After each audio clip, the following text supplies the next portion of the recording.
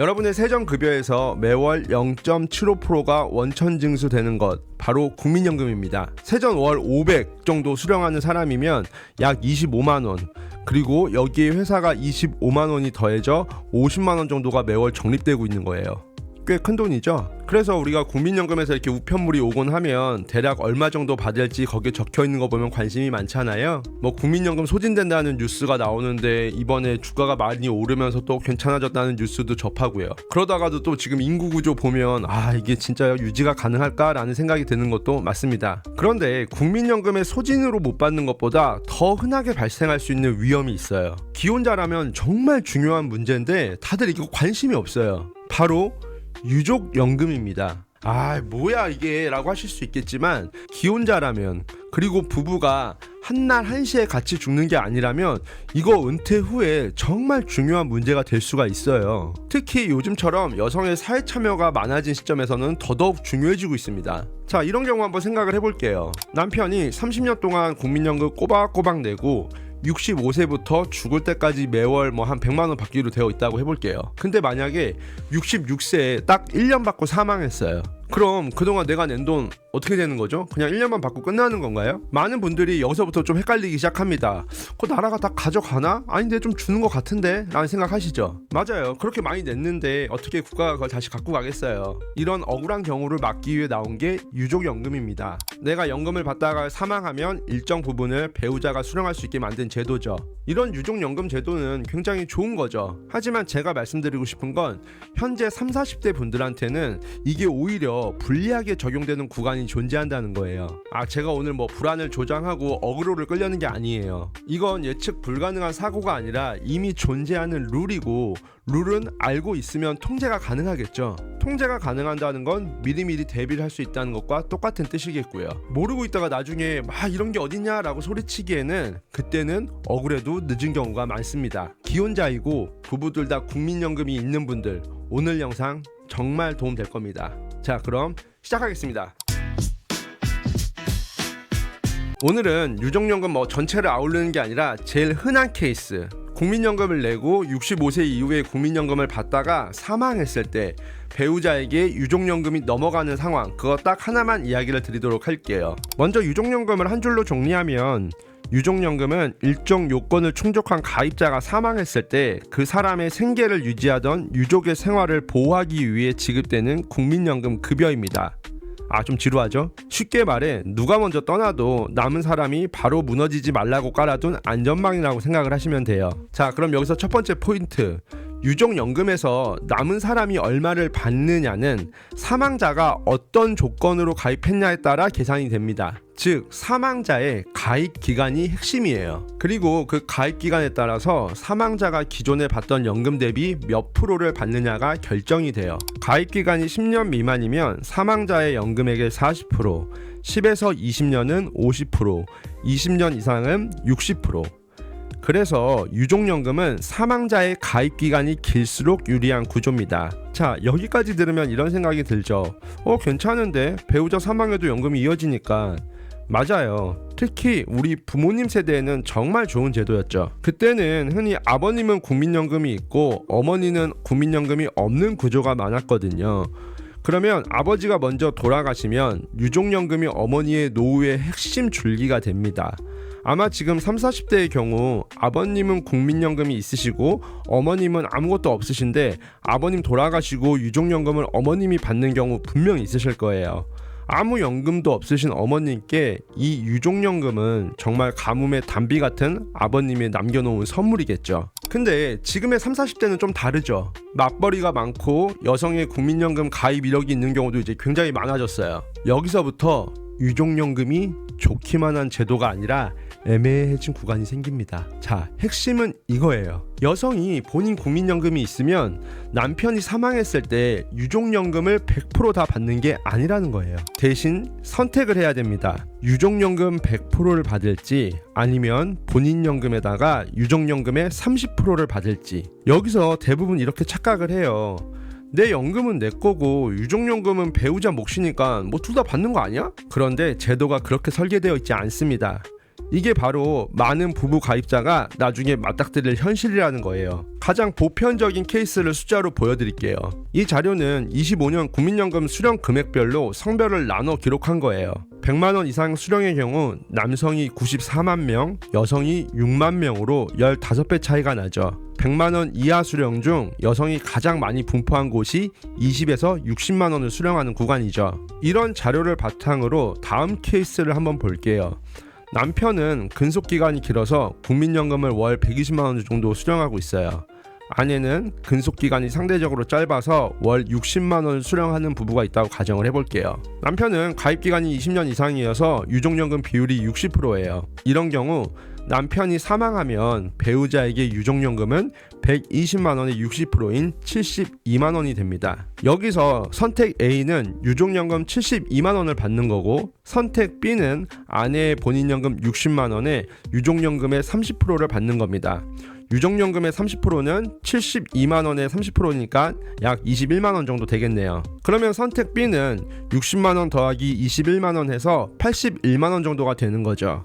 그래서 대부분 72만원보다 81만원이 크니까 선택 B로 가는 겁니다. 그런데 여기서 진짜 핵심은요, 같이 살 때 연금만 놓고 보면 120 더하기 60해서 180만원으로 살았는데 남편이 먼저 사망하면 81만원으로 내려간다는 겁니다. 체감하는 연금 규모가 확 줄어드는 거예요.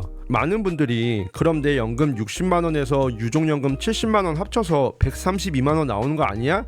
라고 착각하지만 그 구조가 아니라는 겁니다. 이게 유족연금의 가장 큰 함정이에요. 그리고 보통의 부부의 나이 차와 사망 통계를 보면 더 체감하실 거예요. 여성이 남성보다 결혼할 때 한 3, 4살 어리고 여성의 평균 연령이 남성의 평균 연령보다 한 5년 정도 더 기니까 이를 반영하면 남성이 먼저 사망하고 여성이 혼자 거의 한 10년을 살아야 될 가능성은 굉장히 높죠. 혼자 남은 여성의 마지막 10년을 경제적으로 가장 어려울 수 있는 구간인데 그 구간을 아까 위에 말씀드린 그 소득으로 버텨야 한다는 거예요. 생애 마지막 10년 결코 짧지 않습니다. 그리고 우리가 쓰는 평생 의료비의 한 가장 큰 비중을 생애 마지막 10년에 쓴다고들 하죠. 야, 근데 그거 너무 막 극단적인 예 아니냐라는 반론이 나올 수도 있는데요. 그런데 100만원 이상 국민연금을 수령하는 고액 수령 구간에 남성 가입자가 압도적으로 많고 여성은 50에서 70만원 구간에 가장 많이 분포한다는 흐름을 보면 이런 통계를 통해서도 우리는 이 문제점을 인식할 수 있을 거예요. 추가로 더 설명을 드리면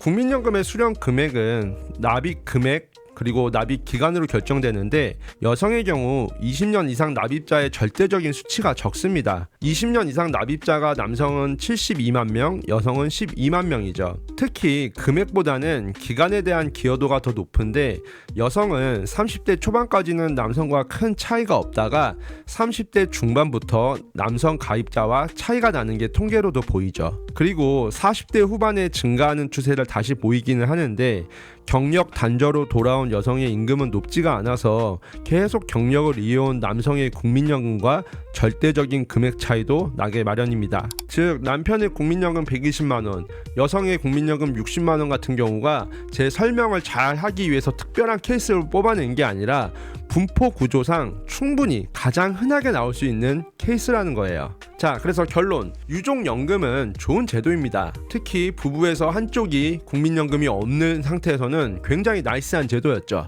하지만 우리 주변에 봐도 요즘 맞벌이도 너무 많고 여성 가입자가 점점 늘어나고 있죠. 부부 둘 다 국민연금이 있는 케이스는 흔하고요. 유족연금이 그대로 얹어지는 혜택이 아니라 선택 구조이기 때문에 소득이 꺾이는 리스크가 작동할 수밖에 없다는 걸 분명히 인지를 해야 됩니다. 이 리스크를 몰라서 당하는 경우가 제일 억울하겠죠. 그럼 이런 질문이 남아요. 그럼 이런 제도적인 허점을 우리 집은 어떻게 메꿔야 되느냐? 여기서부터는 연금을 많이 받는 방법이 아니라 한 사람이 먼저 사망해도 남은 배우자가 무너지지 않게 연금을 설계해야 된다는 거예요. 어떻게 하느냐? 2가지 정도로 제안드릴 수 있을 것 같아요.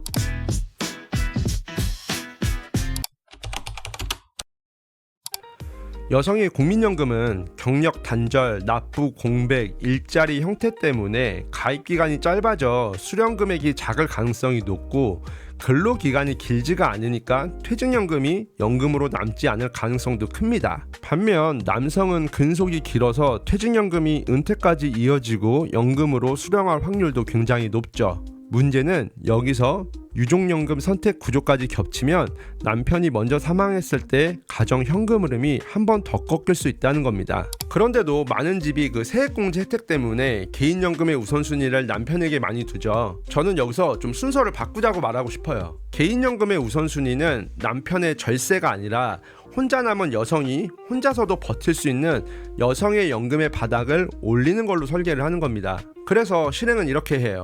개인연금을 가입할 때 첫 번째로 남편이 아니라 아내의 명의로 개인연금을 최소부터 가입을 합니다. 두 번째로는 남편이 그 다음에 절세를 최적화하는 거죠. 이거는 누구를 더 챙기자 그런 개념이 아니라 가정이 위험에 닥칠 확률을 낮추고 생존 확률을 올리는 그런 프로세스라고 볼 수가 있겠죠. 물론 저 역시도 세액공제에 대한 혜택 충분히 알고 있고 다른 컨텐츠에서도 항상 강조하고 있습니다. 연금이라는 특수성을 가진 금융상품은 장점 하나만 보고 가입하는 게 아니라 입체적으로 수령에서 사망까지 모두 다 고려를 해야 된다는 거예요. 그래서 이런 케이스가 들어가는 가정에서는 여성의 개인연금을 남성보다 우선시할 필요가 있다는 겁니다. 꼭 명심하세요.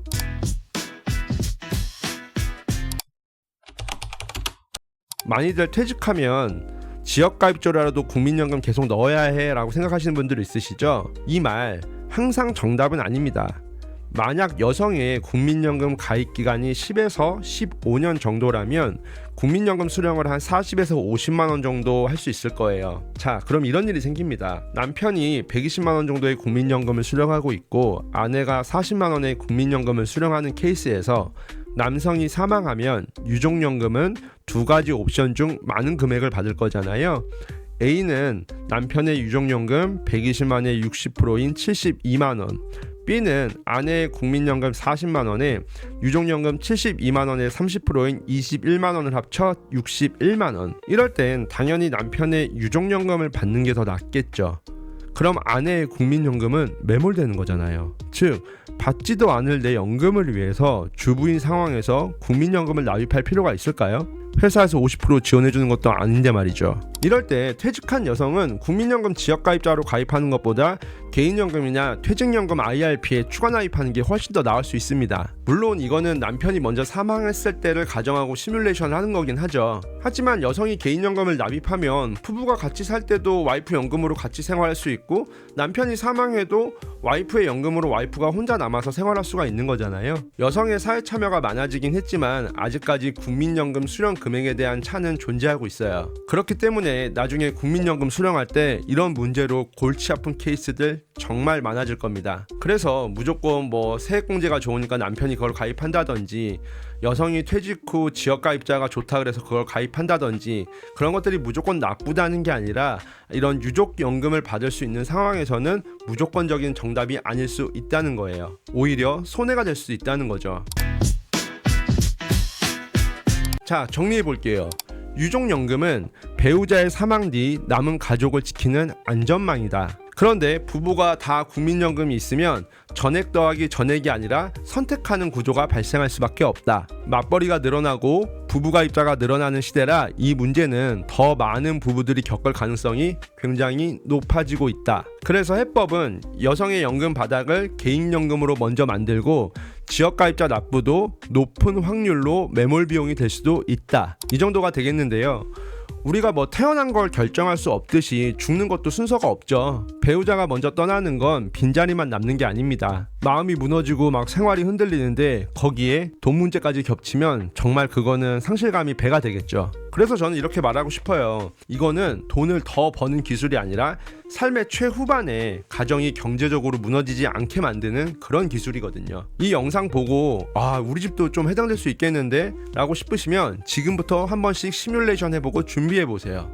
국민연금, 유족연금 제도를 내가 바꿀 순 없지만 우리 집의 연금 설계는 내 스스로 해볼 수가 있잖아요. 그리고 이런 알짜 은퇴 정보는 은퇴가 다가와서 뭔가를 해보려고 그러면 늦은 경우가 많습니다. 자, 그러니까 은퇴 준비 채널 하나 정도는 구독해 놓으면 좋겠죠? 오늘 컨텐츠가 지금까지 내가 보지 못했던 부분들을 한번 알려줬는데 라고 생각하시는 분들은 좋아요와 구독 한번 부탁드리겠습니다. 또 제가 은퇴 관련한 VOD 강의도 준비 중인데요. 완성되면 고정 댓글에 링크를 달아 놓을게요. 지금 이 영상 보신 분들은 고정 댓글 확인하러 나중에 이 영상을 또 볼 수는 없잖아요. 그래서 구독해 놓으시면 제가 커뮤니티에 올릴 테니까 그럼 그때 바로 확인할 수 있으실 거예요. 저 열쇠걸음은 여러분의 은퇴 준비에 좀 길라잡이가 될 수 있도록 열심히 은퇴 컨텐츠 또 만들러 가보도록 하겠습니다. 여기 은퇴 스터디 자주 놀러 오시면 여러분의 은퇴가 더 빨라지거나 아니면 더 든든해질 거예요.